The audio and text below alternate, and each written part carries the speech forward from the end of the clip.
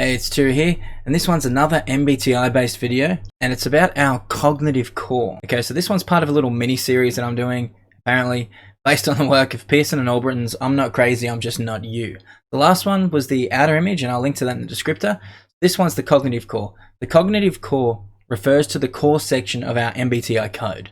That's the middle letters. The possible combinations then are SF, ST, NF, and NT. These are the same combinations of letters as Maya's original temperaments, and here, the cognitive cores are, in my opinion, a rather quick and easy method of typing yourself and others.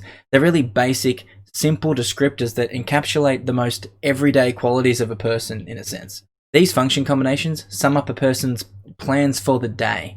It doesn't matter which function they prefer over the other. For example, if an ST type prefers thinking over sensing, it doesn't matter, they're just general observations. They're also an aspect where we can glean a little information from if people are kept away from using these functions, which we'll get to in just a second. Okay, so let's go through SF first. That's the sensing with feeling types. So the SF types are fact-oriented, they're generally gentle and humble, they tend to express warmth, they're relatively patient when it comes to details, and they have a focus on how things affect themselves or others in a concrete and realistic fashion.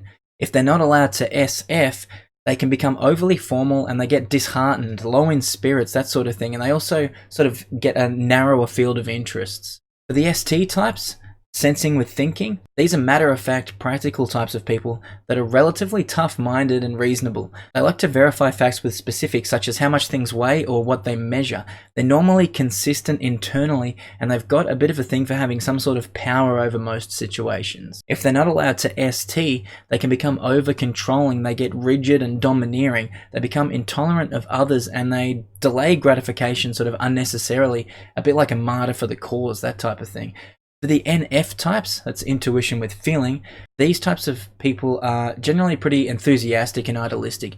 They have unconventional thought processes and they may come across as sort of, stereotypically insightful. They're not usually conformists and they have a tendency to identify symbolic and theoretical relationships between things. If they're not allowed to NF, then they get into like a self-pity where they become withdrawn, they become easily distractible. Oftentimes by their own mind, which makes them appear sort of dreamy or absent. And funnily enough, they get a bit snobbish as well, like they're above everyone else, even though they're the ones that aren't having that great of a time. And finally, we get to the NT types, that's intuition with thinking. So this is something that nobody likes to hear, but when it comes to the MBTI, it's usually people that perceive themselves as intellects that type as NTs. It doesn't actually mean they're clever. They're generally analytical, their interests are usually pretty well defined, and they pay a close attention to models and theories. This can be a bit of a giveaway that someone's an NT. They also tend towards being quite psychologically minded, sort of they want to know what's going on in people's brains, why people do the things they do, that kind of thing. If they're not allowed to NT, then they become argumentative, they can get sarcastic, and they come across as being a little overconfident, as well as getting a bit wary and kind of condescending too.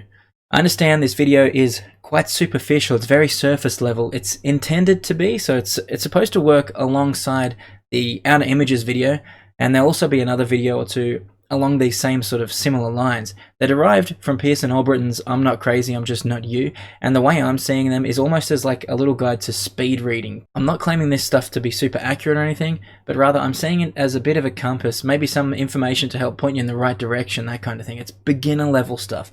But I know a lot of people that are more well versed in this area than I am, and also just myself included, we get a little lost in the depth, we get lost in the theory. This kind of information, this sort of basic information, can help bring things back from those depths and find some footing on like a more realistic grounds. That's how I'm seeing it anyway. If you combine this information with what's in the outer images video, you'll actually have a quick way of getting someone's 4-letter MBTI code.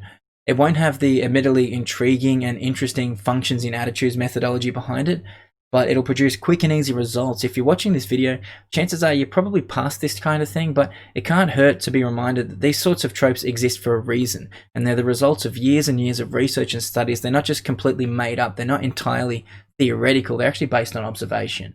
In saying that, there will always be exceptions to the rule, so exercise a little caution, a little discretion. That's it from me. Cheerio out.